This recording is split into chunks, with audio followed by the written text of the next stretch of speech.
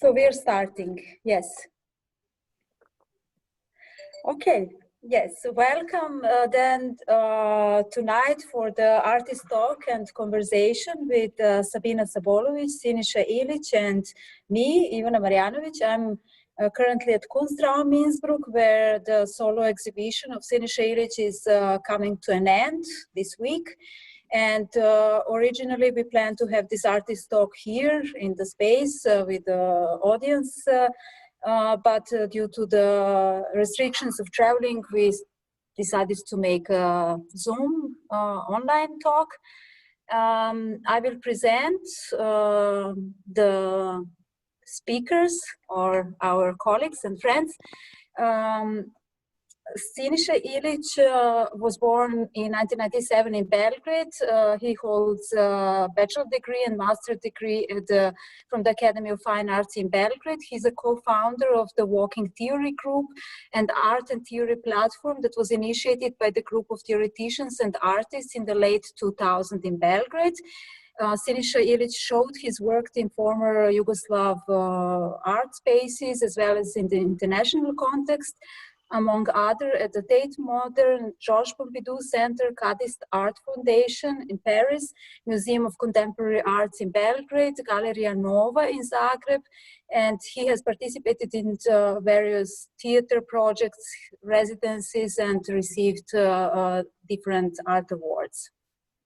Welcome, Siniša, back online in Kunstraum, Innsbruck. Yes. And Sabina Sabolović is a member of the What, How, and For Whom collective, VHV. It's a curatorial collective formed in 1992 and based in Zagreb and Berlin, and also now in Vienna. The members of the collective are Ivet Čurlin, Ana Dević, Nataša Ilić, and Sabina Sabolović, and designer and publicist Dejan Kršić. Since 2003, the VHV Collective has been running the program of the Galleria Nova, a city-owned gallery in Zagreb. Since the first exhibition in 2000, VHV curated numerous international projects, among others, collective creativity at the Kunsthalle Fridericianum in Kassel, Istanbul Biennial, What Keeps the Mankind Alive. In 2009, Croatian Pavilion at the 54th Venice Biennale, and many other shows, and some of them we will mention later as we will talk about Siniša's artworks that the VHV Collective produced or curated, and collaborations that some of them are also presented at the exhibition now in Kunstraum, Innsbruck, and this is also the reason to invite Sabina for this talk.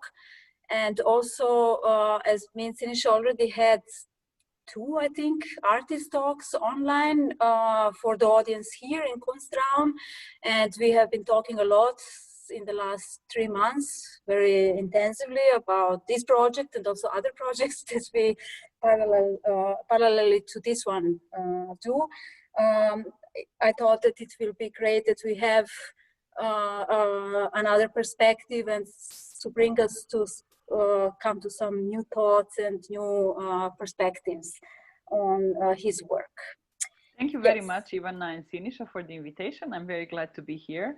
I, of course, very much wish that we would be all in Innsbruck now in the space, which would have been great. But especially for me, when we started discussing things, I was thinking, oh, Vienna, it's so easy. Yes, for sure, we will be there. But I think it's also important in these circumstances not to give up sharing what we've done. So I think it's really important that we also have this and that it also kind of stays as an attempt of continue the conversations. So I'm very glad to be here and thank you. Yes, you're welcome. And Siniša, now you have to say something. Okay, I'm also happy to see you again on Zoom and online. So we have Innsbruck, Belgrade, and Zagreb in this talk. Four of us together with the lady who is helping us technically are in those different cities. I don't know. It's a new situation, but actually we have to try to find our ways to see how it functions and what we can share this way for now. So we will see how it goes. Yes. And actually this context that we are now in, I have to say, although in the beginning when it was a lockdown and this topic was so much in Instagram, Facebook, and artists making the artworks with the masks and so on. And the first exhibition that we opened here was not at all or very little related to the lockdown and Corona. And this one now, by Siniša, we decided to include the artworks that came into being in the context of lockdown and quarantine, that Siniša had to make, or how do we say, about to stay in quarantine for 1 month, because actually it was in the moment Siniša came to Kunstraum on the 8th of March for the opening, and then came here, and it was the day when the 9th of March, when we had the 8th of March demonstration on the streets here, and me and Siniša, we had to stay here because it was a very short time to start planning the exhibition. And and then immediately after that, Siniša went back to Ljubljana, and the lockdown was starting, and you had to rush, go back to Belgrade, and then you had this 1 month in quarantine. Yeah. That we included in the exhibition as at the entrance, where all the disinfection stuff and tools are, you know. So we have also the works. Maybe we can start the slideshow as we are talking now about these artworks, and you could finish. Yes, this is the Kunstraum Innsbruck and the entrance, where we said let's put this Corona topic here, where the masks are also for the audience who forgets to take mask, but meanwhile nobody forgets to take mask with them. But this was in mid of August. Yes, I think we can go to the next slide, where the artworks are starting. Yes. Yeah. So maybe Siniša, you start to give us a little bit and comment on these artworks at the context, how they were created. Yes, it was actually, it was not planned, of course, to have these works dealing with Corona and context that Corona made for the show. But since it was happening right at the moment, and I was doing some drawings, etc., so I think it was interesting actually to include them while the thing was at its first, let's say, this kind of like Corona peak in this region.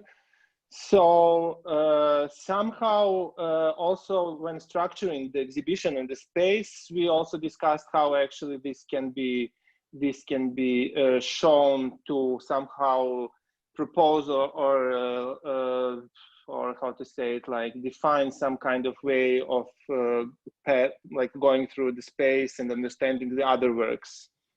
So in that way, the title of the exhibition is Uncontrolled Territories, thinking at the same time about control and control of the territories of in this geopolitical sense, but also in some kind of more poetic, let's say, understanding the art as some kind of controlled or uncontrolled territory. But also speaking of the exhibition itself, so we gave some proposition how to move and how to do the choreography for the audience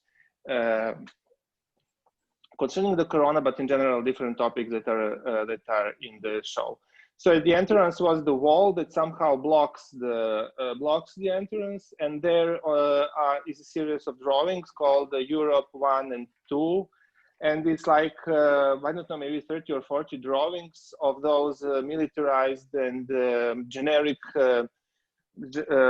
faces and uniforms and actually identities of the people who were controlling the space and public space and movement of the people at the time when everyone was super scared of this, let's say, virus. And of course, this is something that was super present before. I mean, the freedom of, let's say, moving and mobility is very questionable, but actually Corona brought this problem to the first plan and actually showed how those mechanisms work on the field, in this visible, let's say, space of our reality, and it made this problem more transparent in a way.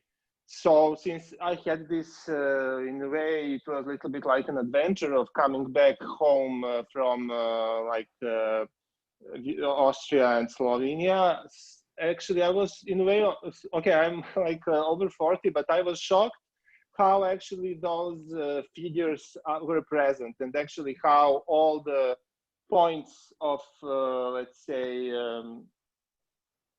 our, I don't know, our movement is controlled and shaped by uniform faces. So this is, and those, let's say, like figures. And this was the main idea with these drawings, and that were presented at the very entrance to the gallery space, and in a way blocking it partly. So there are also some other drawings there that are also, let's say, focused on consumer society and actually shopping culture and so on. But this is which became empty because of the lockdowns. So there is this small kind of comic element also about how actually you have like a shopping culture without people who can shop at the moment. So this was also this entrance, let's say, introduction and context, which then leads us into the main gallery space, which was structured through different works that were dealing partly with Corona, but also with like this huge work, orientation in 100 revolutions, that was presented there in one of its, let's say, I don't know if you can say capacities, or one of its, let's say, shapes. And also this installation with masks, paper cuts, masks on the wall, which is this, what you can see now. This is also like the series of like like face protection masks that were also became suddenly one of the most important prop of everyday life and rituals, and actually in a way will stay here for a while or forever as some kind of archaeological or ethnographic artifact. We will see how this will go, but this is maybe why we decided to display it in this very proper museological way. They're all mostly done in like cardboard, but also on some like old, dirty, recycled bed paper, let's say, for those who, if you cannot see it, it is on this, like those two red ones and the white ones are some kind of this like old dirty masks which are like really disposable and only for one use, but actually are being used for many different times. Yes, and so this is something, and actually, so it means that the whole main space of the gallery is actually some kind of backstage of this front, where you meet actually the one-dimensional world of control, and then actually inside you can find your way through different works and topics concerning the society and the context that we are living in. Maybe because before we had these scenes of police, and also this kind of like where we see again how you work in the visual arts, and also some performative elements that come very strongly into the work of orientation in 100 revolutions, but the kind of like repetition of policemen, of the face, of the territory, because part of this police border series is, we can see the territories, like this is how I read. There are also different forms, and these uncontrolled territories, like controlled in the same time uncontrolled, is the title, is a topic that goes through different works. That we have in the exhibition as a red thread for the artworks. And so this is a performativity of power, of policemen, of repeating this gesture, of control. And then it's like a present moment, so to say. And then with the paper cuts, the masks, you make, you said in one of the talks, this would be something like a science fiction archaeology. Let's say in 100 years, the archaeologists are digging, and then they find our masks, and they would look like this, for example. The previous slide. This slide, the previous, this one. So this is also like looking into the future, what is very much, your artworks are dealing with the past, dealing with the present life and fragile life and working conditions that are also constantly in change, like the territories. With the policemen, we had this going back to the national territory, because Corona, what happened was that these national borders became again very, very important. And then with the masks, somehow, let's say, we look into the future. We try to imagine a view from the future. And but what I said previously when we were like a little bit preparing, it's also because we are now at the end of the exhibition, and it became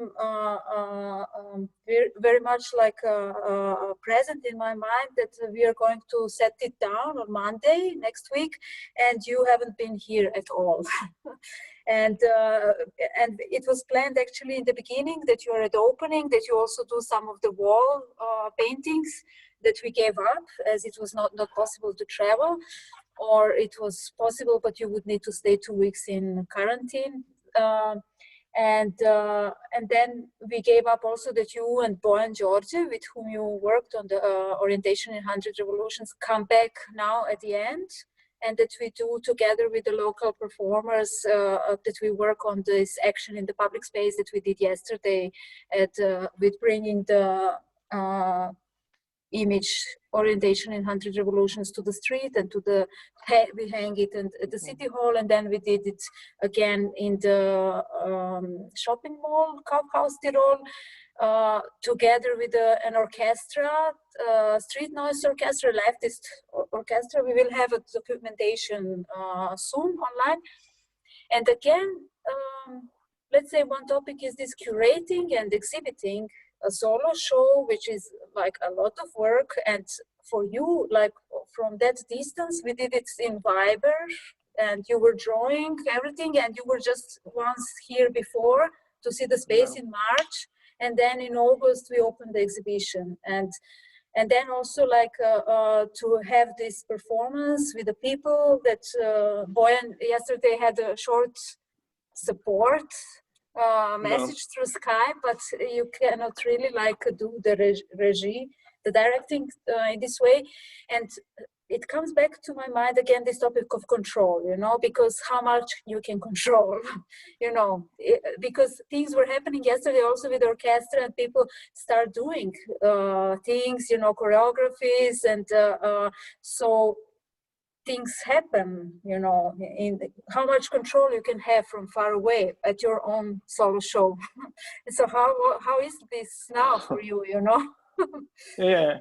Well, I think this is certainly like new conditions in which we are working, and actually there is this like I don't know if you say paradox about that how actually the objects and like things you exhibit are easily or more easily more easy to move and to like send somewhere or install, but actually it's getting difficult for people to travel and to move. So this is something that has to do a lot with also like a political control.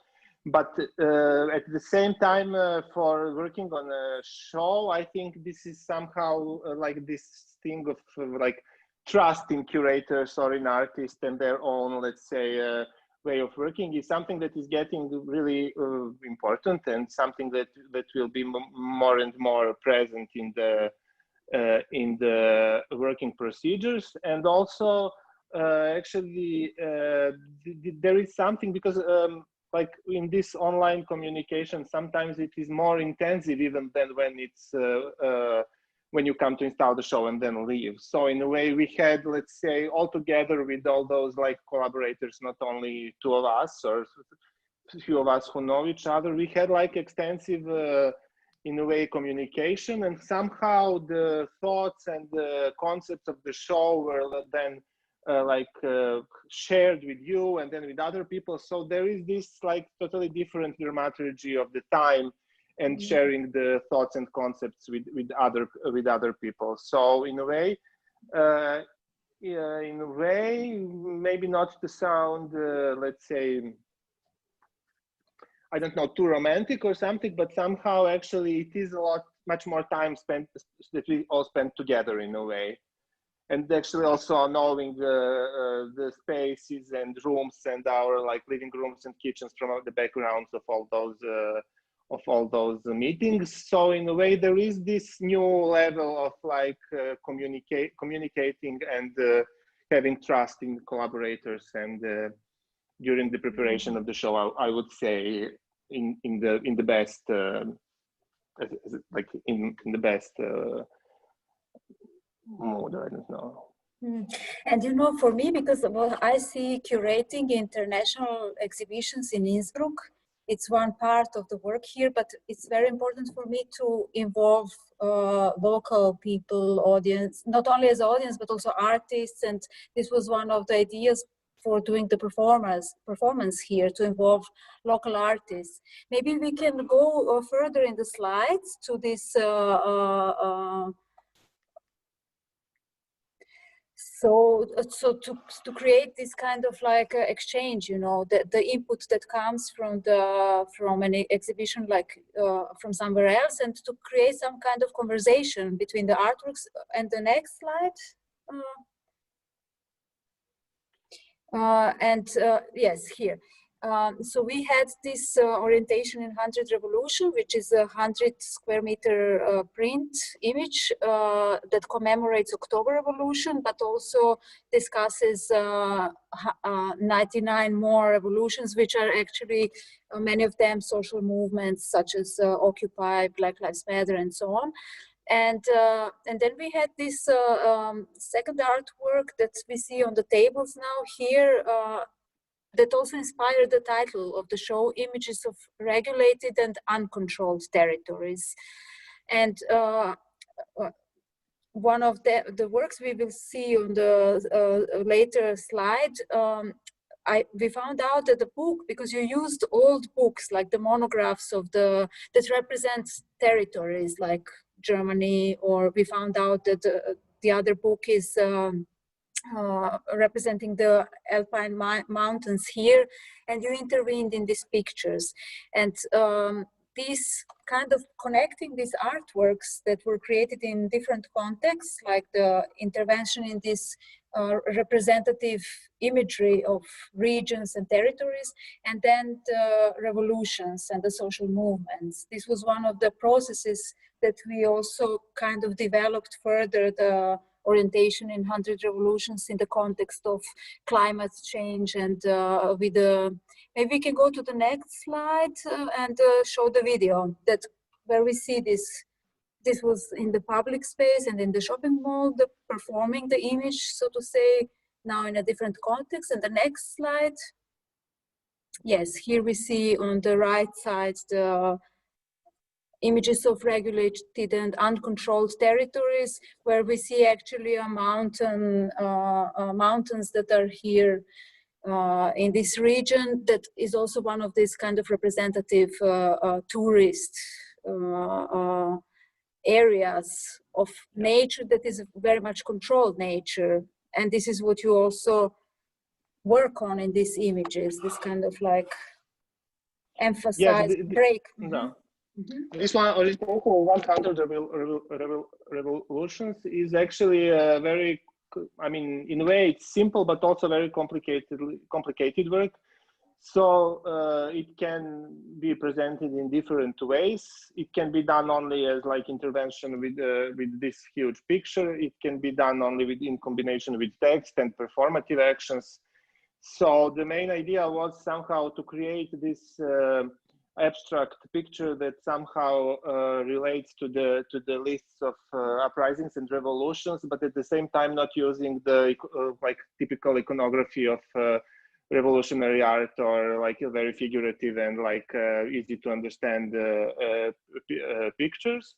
And also it can be seen only as this pictorial, let's say, work, but also it can be combined with the texts, and usually with two texts that are somehow organized and edited mostly by Bojan Georgiev.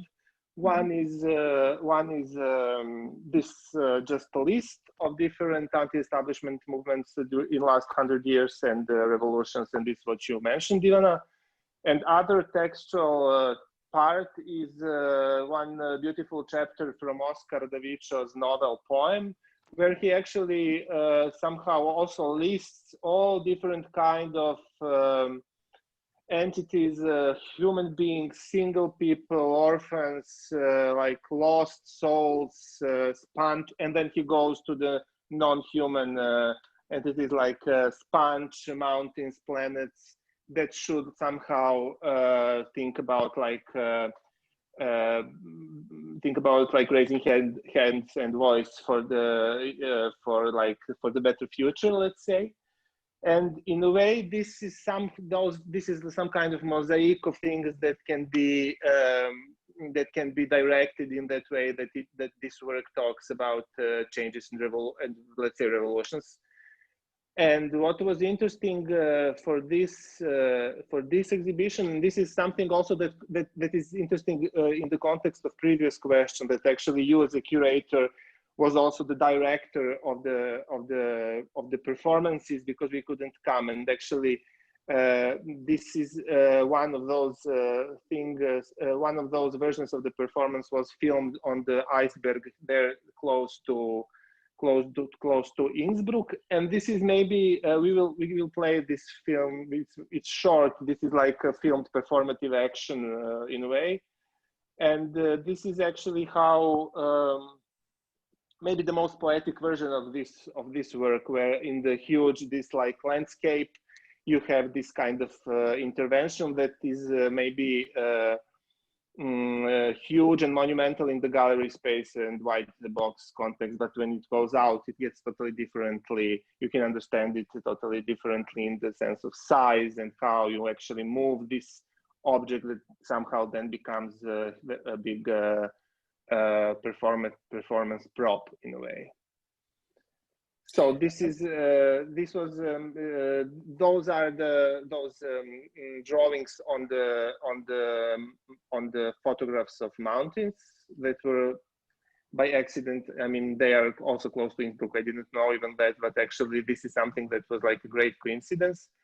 And actually, I marked all those landscapes as some kind of like that in a way we can think about how the nature is not let's say always romantic or innocent or appealing or something like that. So that all those places, all those somehow to deconstruct those romantic images of how the people represent the nature and their national pride, about let's say natural, how you say, like natural, kao bogat narod on nacionalna blaga. Wealth, yeah. And now we will soon watch this video from the glacier, and then we go to talk with Sabina about other artworks that are some of them also here. And just to say about this control and uncontrol, because we decided to shoot this video on the glacier because also Oscar Davičo calls iceberg, the glacier to rise up for the revolution. So it's also an actor in the revolution. And we see there that the glacier is covered by the white fabrics. And this is an attempt of a human to slow down the melting of the ice. And it's also this question, where this control, how far, what can be controlled, how far, but because it went the global warming so far, that around is water all the time, and the sound is water because it's melting everything. But at the same time, there is a very strong movement all around the globe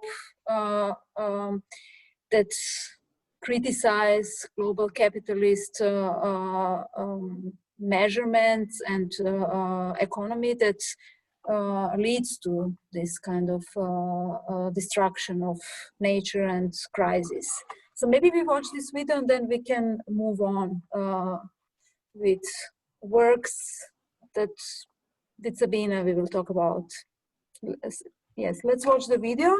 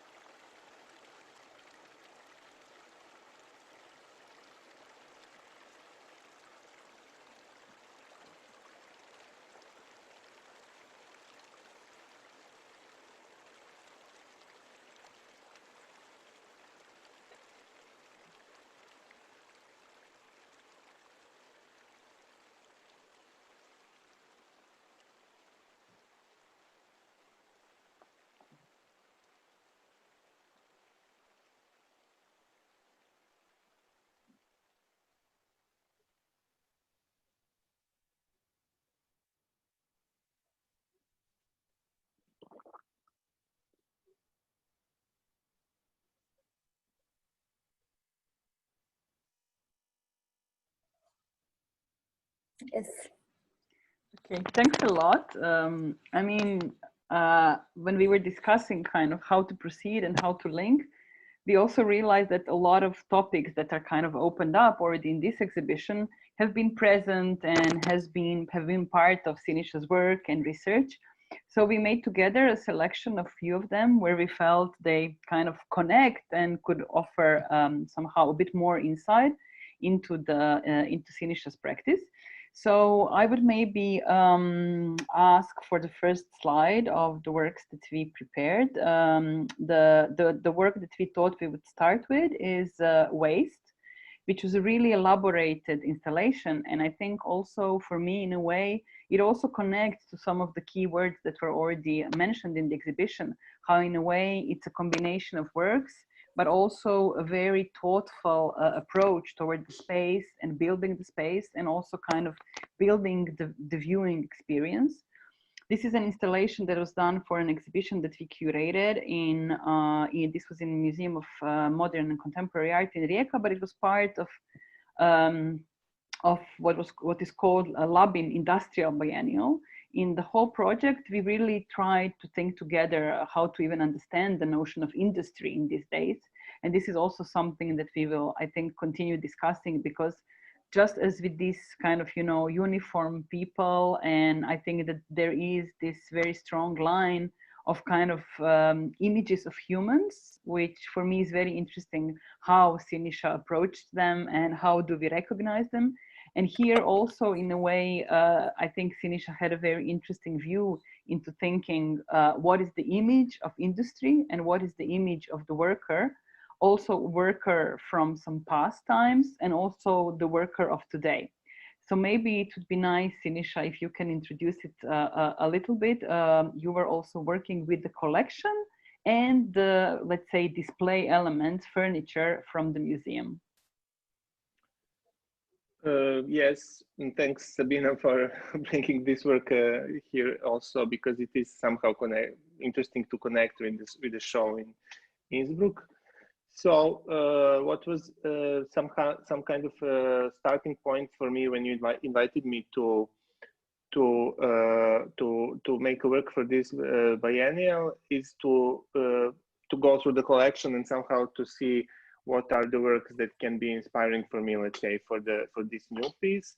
And then actually I found a lot of like, I was thinking in two directions. One is, okay, the Rijeka, the city where biennial takes place, is like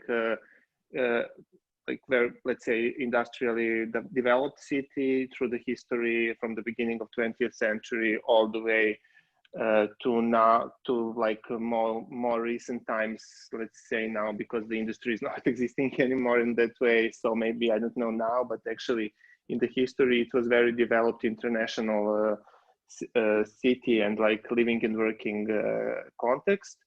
But when going through the collection, I found a lot of those very sensual drawings of all the scenes and situations that are somehow on the margins of the development of the city or capitalistic industrial development of the town at that time. We are talking mostly about the 30s and like before World War II period, as I remember now. So somehow it was exciting for me to look through those material and somehow to show them and use them as also some kind of storyboard in a way for the short video that I made also for based on this material. And the drawings are showing really like interesting scenes and those like everyday details, like living details, like single people, then people working in the how you say, like brothels, or like spending some time in poor family environment and something like that. And on the other hand, we exhibited a few paintings there that are actually also, in a way, they are made and performed by the artist, are showing this more colorful and somehow more successful side of that so-called, let's say, developed city. This was all displayed in this big museum room using its furniture, and actually which is also from different times. And this is something that I like to see as some kind of also intervention, and also in some other works that we use the already existing objects and somehow also showing them as some kind of let's say new object, thinking about their new status in the structure of the work, let's say, like that. So in a way, it is like staging again the display or the collection or the museum in some other let's say dimension or form. I don't know how to say it. What is interesting for me also is this element of somehow, this was also mentioned, we were talking about the exhibition in Innsbruck, that you always really strongly relate this historical material with the future, and in a way also look in which way some of the perspectives of then also define the image of a contemporary moment, both in terms of this time we were talking about industry, but I think again, as I mentioned, I think also the figure of who is the worker somehow was strongly present in that. So I think maybe you can also introduce a little where I think this kind of image of a contemporary worker also comes quite strongly into play, the video that we produced for the installation. I didn't get you, sorry, should you play it now or just first? I thought maybe you can introduce it a little, okay, and that we play it then. Well, it's very hard actually for me to think in the terms of like future and past. So I think all those times are existing at the same time somehow. And it was for this video that you mentioned that we will see. It's a short one also. But actually, this somehow they show some, let's say, atmosphere or choreographies of way of like spending time also in the moment when, let's say, the industry as we knew it disappeared, or some kind of like rituals that at one moment we took for granted somehow disappeared, and actually you realize that actually you have to survive, but at the same time your experience as a working being or like thinking being is somehow fading away. You are just getting lost in all this. And this is something that surely has to do a lot with the concept of like production and being productive and effective. But also at the same time, we can think about that as some kind of space where we get, for sure, exploited, let's say, but also lost, or in ways, in some in-between transitional spaces and phases. Maybe I think it would be nice to play the video now. And I just also want to mention that we were like almost lucky in some ways that we also managed to capture a moment where the museum itself was moving. So in a way, also something which was a place of this kind of, you know, production of exhibition, art display, and so on. And that moment was kind of getting emptied. So also just for people to understand a little bit. This is interesting to say, because actually this building is at that moment was also in this like in between transitional space with all its like historical elements and then like new elements, but they were all like somehow finding their purpose and the meaning. So yes, the building is also one of the, let's say, performers there in the film. Okay.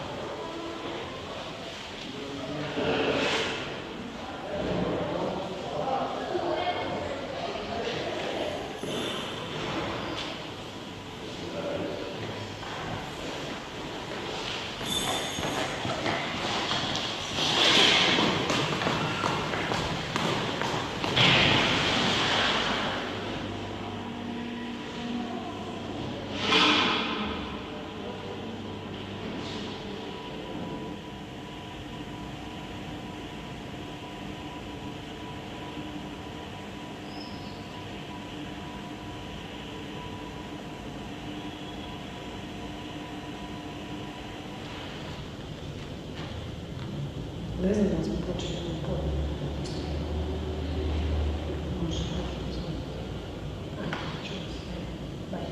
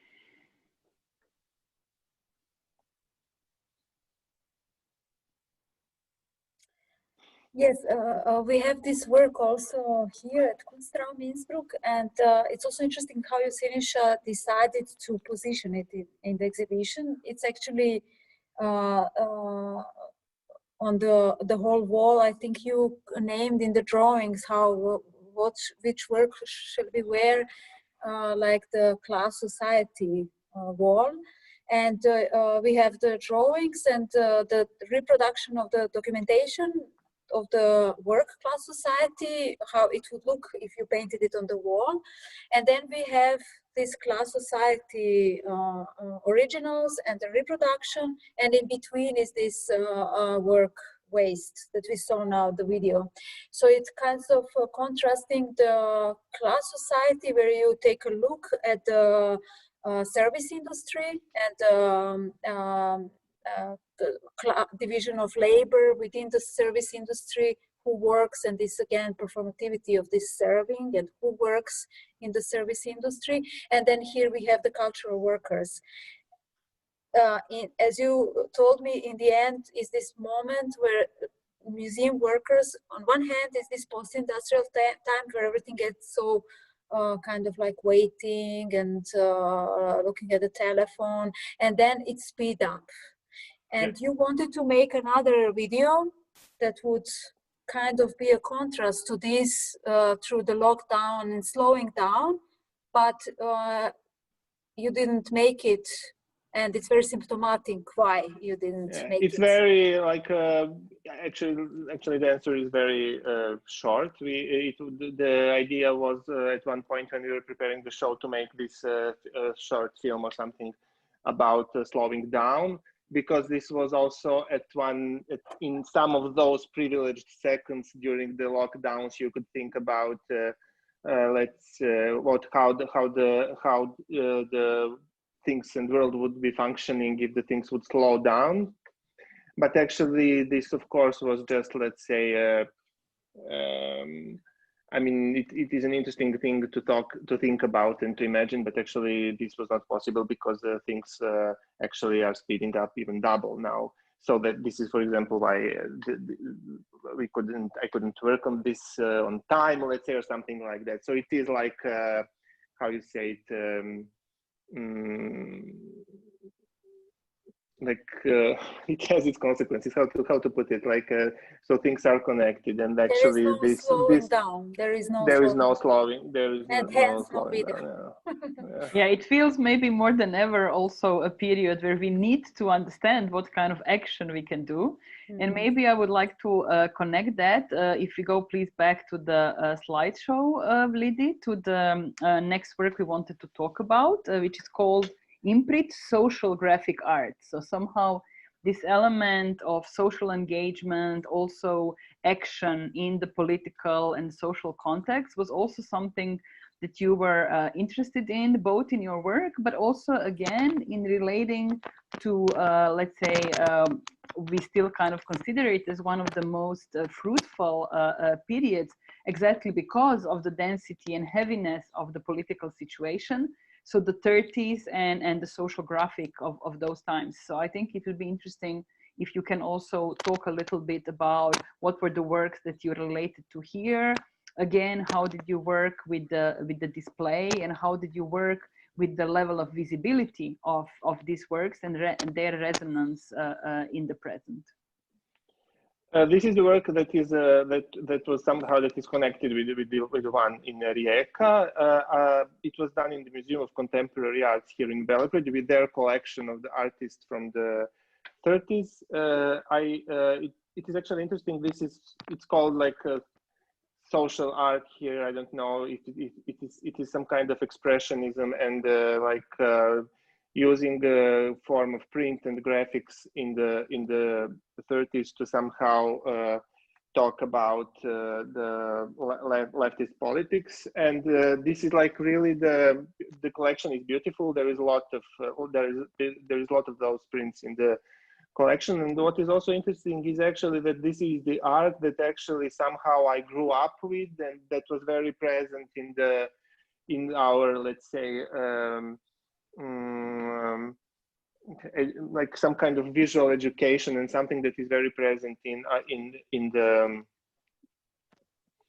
all the phases in like of growing up in this and knowing about art. So actually I wanted to display them and combine them also with these objects from the museum that are again some kind of non-functional, not systematized, not pedagogical display, and with the drawings that not drawings but prints that I did also in the similar manner as they are, and as those from the 30s, showing also this let's say social pressures, but in the contemporary or modern, let's say, setup with some like elements of contemporary life, let's say, and its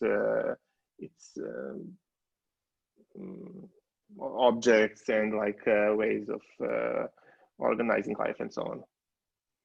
I think that's something that is also kind of linking these works both in the interest of, I would say, putting in dialogue this historical work with the contemporaries, and this issue of display is also for me always very interesting, how you in a way also position yourself, but also the viewer towards these works. And I think this is where I think would be interesting a little bit to also talk about the position of the body within, you know, kind of your display settings, but also how do you represent the body. So I think it would be interesting if we can also see the work that is unfortunately only as a photograph, also reproduced in the Innsbruck exhibitions, Class Society. This is our next slide, which has for me these very interesting figures that I always relate to. I already admitted to Siniša, because I ask him every time that like VHV was advertising any kind of job, I would use one of Siniša's drawings. This is a wall drawing for 2019, but there is also a series of drawings with the same title for 2017, because somehow for me, these are these kind of unidentified workers of today.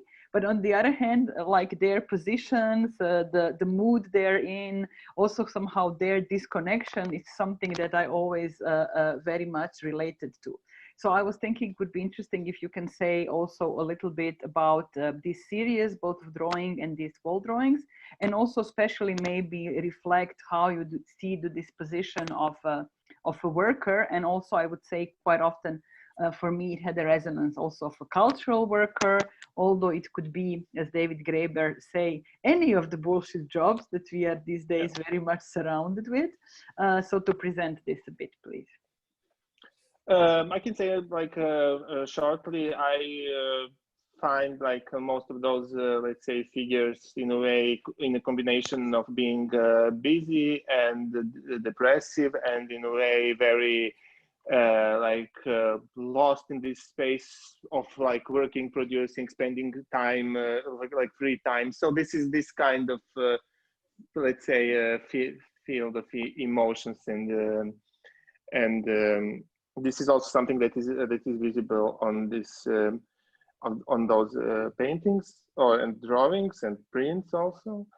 And since you mentioned the body of the audience also, I think actually the space of the exhibition and the museum and display space, gallery space, is very also performative in that way, that it has its some, in a way, some rituals and ways of going through the show, watching the and observing and understanding the works that are presented there. So I think there is a lot of some kind of social choreography in it, and like visual art choreography in watching the works in the gallery spaces, and also this is something that we can connect to this other work that was a wall painting in the exhibition Action that VHV did, Written Away.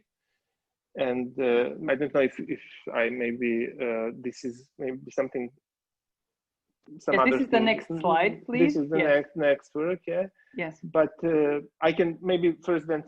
Do you want Sabina to say something about the concept? Yeah. Yeah, maybe just briefly so people understand the context. This is also one of my favorites, in which it was very interesting to me in which way kind of you brought the body to a project that we've done on the 20th anniversary of military Operation Storm, which was in Croatia kind of the how would I say, operation that officially ended the war. and which also as a consequence really had a huge amount of people from Serbian minority in Croatia leaving the country, most of them to never come back. And in that moment in Croatia, it was only presented as this kind of glorifying action, and somehow looking for ways how to talk about something which was really not talked about in the public space. Instead of talking about all the people who were in a way forced out of the country, we decided to talk about a parallel process of also in a way disappearing books. Because with this process of nationalism, we also had a process of kind of cleansing the libraries. So you can see here a wallpaper and some of the real books that we brought. We called the project Written Off, which was kind of the official librarian category for books that were undesirable anymore. And they were, of course, the ones connected with Yugoslavia, with Serbs, with Serbian translations, with Marxism, with, of course, anything connected to workers' self-management or, you know, history of workers' movement and so on. So together with the Multimedia Institute, we really, in fact, set up something which, how would I say, was in between an exhibition and, in fact, an activist intervention into this celebration. So half of the gallery was these books and scanners, where these books were being scanned. So in a way, all these books that were thrown in, from the libraries, we tried to kind of bring them back to a digital public space.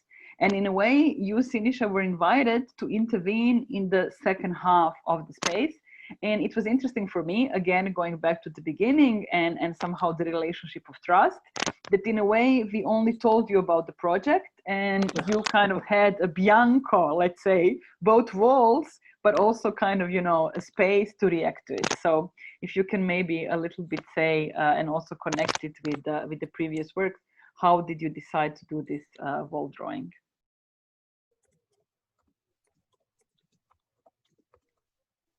Siniša, suddenly we can't hear you. Is everything okay?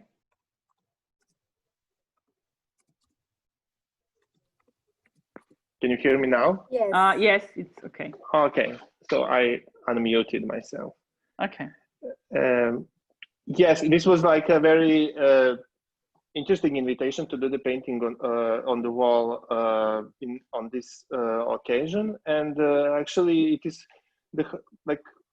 it's somehow very hard to talk about those kind of works where actually you just have the picture that you make and you can see. So it's a different way of interpretation how I can talk about it. But the thing is actually that my idea was to bring the people in the human figure in the space and connect them with this environment where people can read books and also have this like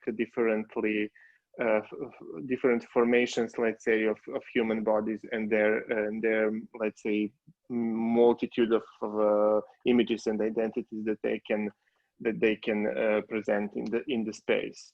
So this is this combination of like wide surfaces, like empty spaces, and the spaces that are filled with like those how to say, like a little bit maybe ghost figures on the walls, and then real people who can spend time there and read some of those books and materials. We will also see the slide and also how it worked with was combined with the archive. And since our time kind of is running out quicker than we planned in a way, I also maybe want to wrap up a bit that I think it's important always when talking about art and engagement and work to somehow also talk about the context of work production. And of course, this could be a whole other, conversation somehow if we would now look a bit into more into the institutional context and the support for the artist and the position of the artists. And I think it's a really important issue to talk about, and I hope we get another chance. But maybe, and this is also our last slide for this section, I think, is also that your kind of, I would say, engagement was not only present through the works, but it was also present somehow through different kind of collective activist endeavors that you were also taking as a part of your practice with other collaborators. And here I'm talking about the walking theory. So I also liked how it sounds in English, performing theoretical artistic activism. So I think would be nice also because it was a really kind of a long-term project. So 17 years of committed joint effort, which I personally, of course, very much appreciate because I know what it takes to maybe also talk a little bit about that and also how important it was in a way for you to not only deal with the topics that we were talking about in your work, but also somehow kind of make them real in this element of self-organizing and kind of activist position in the cultural organization. Yes, I think this self-organized initiative is very important, and it was also for the walking theory, and it goes somehow through different through different works and ways of working. So yes, walking theory was we started working together in 2000. I personally finished fine arts, and it was very traditional school, and I had this.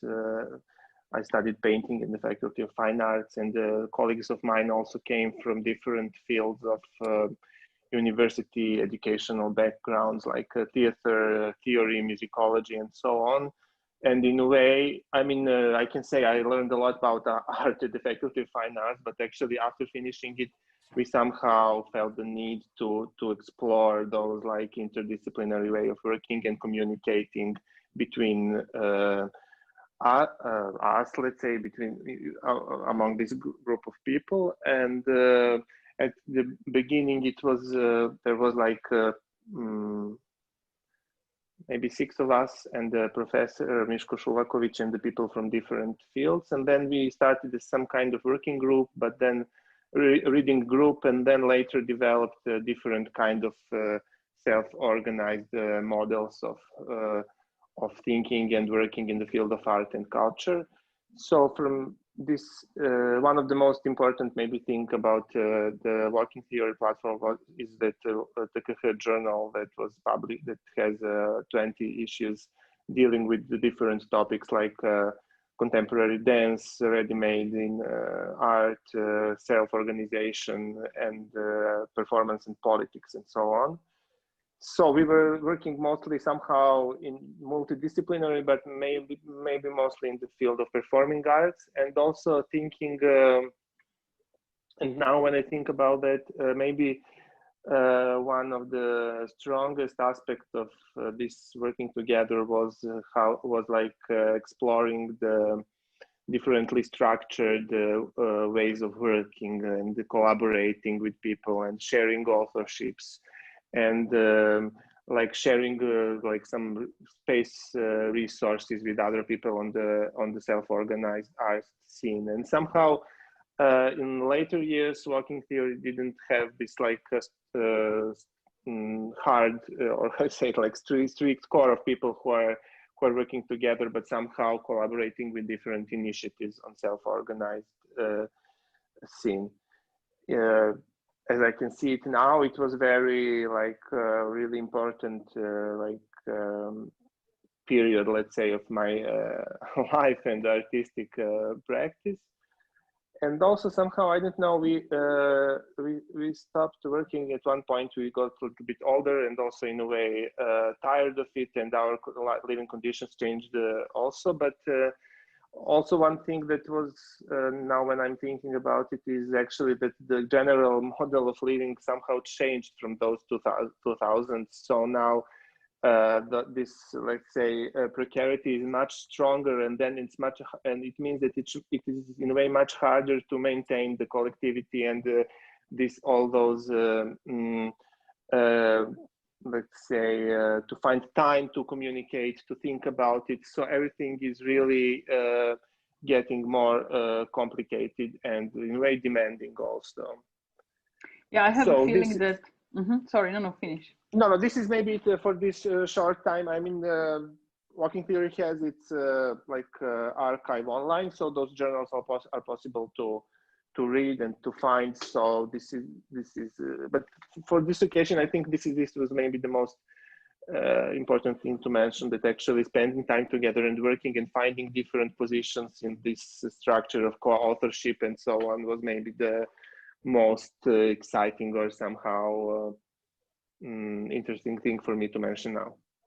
No, I think it's also very important to talk about it, because I think we are all a little bit lost about tomorrow in different, you know, kind of on different layers. And somehow I think that we all feel that kind of the system with all its many bad sides, but also some of the good one, is kind of really shaking and cracked. And also I feel that at least for the immediate future, somehow this issue of kind of smaller circles, self-organization, also kind of finding our own rules and ways of also implementing care, collectivity, solidarity, is something which is somehow very much on the horizon. So this is why I thought it was really important to kind of mention walking theory as I think also certainly a very important experience of you positioning yourself within the not only art world, but you know, the world and life.